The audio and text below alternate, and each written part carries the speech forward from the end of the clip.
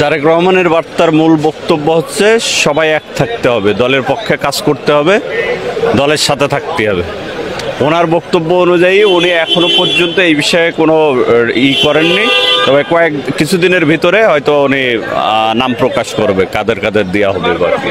মূলত দলের ভিতরে আমাদের ঐক্যকেই উনি প্রাধান্য দিয়েছেন, যে আমরা যা বাংলাদেশ জাতীয়তাবাদী দল, আমরা বিগত আন্দোলন সংগ্রামে যেভাবে ঐক্যবদ্ধভাবে আন্দোলন সংগ্রামে ছিলাম, আগামী নির্বাচনেও আমরা যাতে একসাথে থেকে আমরা জয়যুক্ত হতে পারি, তার জন্য সবাইকে একসাথে থাকার আহ্বান জানিয়েছি।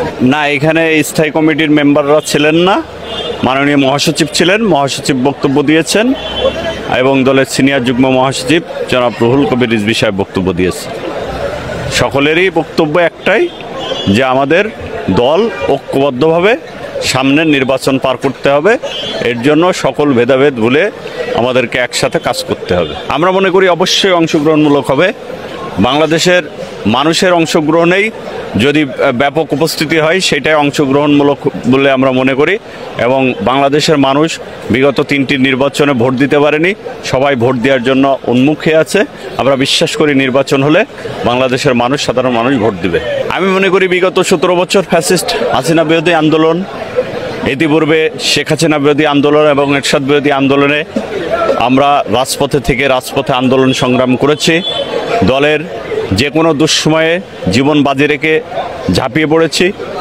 এলাকার মানুষের সাথে নিবিড় সম্পর্ক আছে, এলাকার মানুষের সাথে সুখে দুঃখে বিপদে আপদে সবসময় এলাকার মানুষের সাথে থাকি। আমি মনে করি ঝিনাইদহ 4 নির্বাচনী এলাকার জনগণের সাথে আমার হৃদ্যতার সম্পর্ক, এর ভিত্তিতে দল আমাকে মূল্যায়ন করবে বলে আমি বিশ্বাস করি।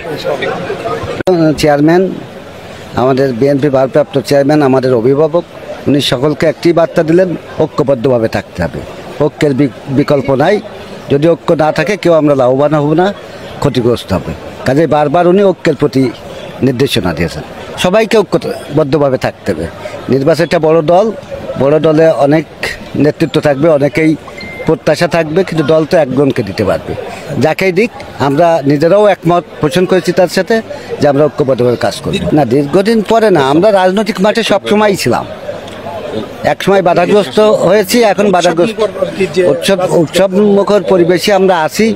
আমাদের এই উৎসব মুখর পরিবেশটা তখনই সাফল্যমণ্ডিত হবে যখন আমরা ঐক্যবদ্ধভাবে বিএনপিকে নির্বাচিত করে রাষ্ট্র ক্ষমতায় আনতে পারবো, জনগণের সেবা করতে পারবো, তখনই আমরা সার্থক হব। তার আগ পর্যন্ত আমরা এখনো পর্যন্ত মাঠে কাজ করে যাচ্ছি।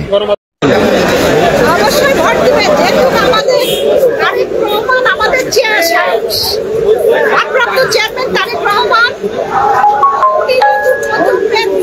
মানে তার 31 দফা বাস্তবায়নের ভিতর যা আছে সবকিছু ওনার নতুন প্রজন্মের জন্যই আছে। ইনশাআল্লাহ ধানের শীষে ভোট। আপনাদের আসন থেকে আপনারা কতটা আশাবাদী? আমরা 100। ধন্যবাদ।